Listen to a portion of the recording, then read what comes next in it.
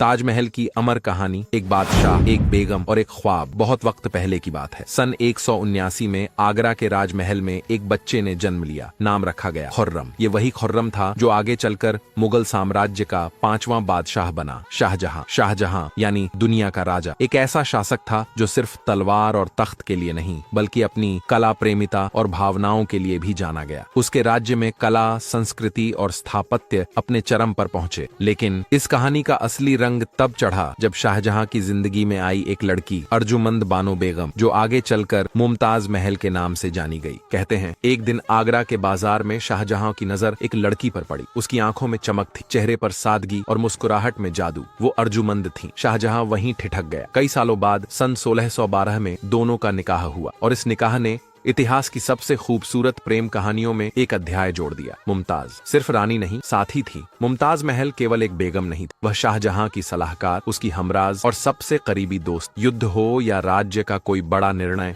मुमताज हमेशा शाहजहां के साथ होती। उनकी मोहब्बत ऐसी थी कि जहां शाहजहां गया, मुमताज उसके साथ रही, यहाँ तक कि युद्ध के मैदानों में भी। लेकिन मोहब्बत की यह कहानी जल्द ही एक दर्दनाक मोड़ लेती है। सन 1631 की बात है। मुमताज महल अपने 14वें बच्चे को जन्म देते वक्त दुनिया को अलविदा कह गया। शाहजहां टूट गया। कहते हैं कि उस दिन के बाल सफेद हो गए, दिल वीरान हो गया। लेकिन उस वीराने में एक ख्वाब पल रहा, एक ऐसा मकबरा जो मुमताज की याद को हमेशा के लिए अमर कर दे। और तब जन्म हुआ ताजमहल का। सन 1632 में यमुना नदी के किनारे एक ऐसा निर्माण शुरू हुआ जिसे 20,000 से ज्यादा कारीगर 22 सालों तक दिन रात लगे रहे।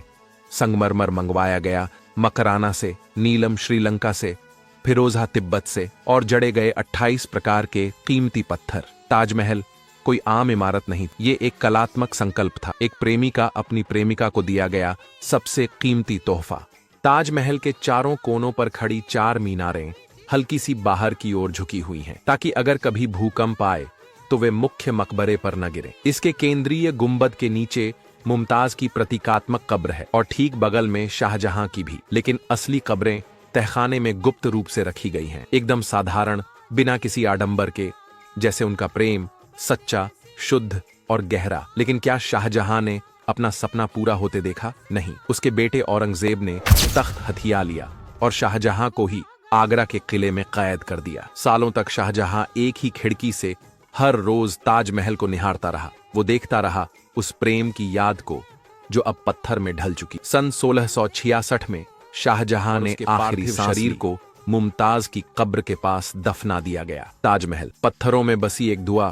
ताजमहल सिर्फ एक इमारत नहीं है, ये एक अरमान है जो कभी पूरा नहीं हो पाया। ये एक दर्द है जो अब भी संगमरमर की दीवारों से झांकता है। ये एक प्रेम है। आज का ताजमहल, हर साल लाखों लोग ताजमहल देखने आते हैं, लेकिन कुछ ही हैं जो उसकी खामोशी को सुनते हैं। जब आप उसके गलियारों में चलते हैं तो ऐसा लगता है जैसे मुमताज की सिसकियां और शाहजहां की तड़प अब भी वहां गूंजती हैं। ये एक ऐसी कहानी है जो अगर मोहब्बत को देखना है तो किताबों में मत ढूंढो, यमुना के किनारे जाओ जहां ताजमहल खड़ा है और वहां पत्थर भी इश्क की जुबान बोलते हैं। ऐसी वीडियो के लिए वीडियो को लाइक करें और चैनल को सब्सक्राइब करें। धन्यवाद।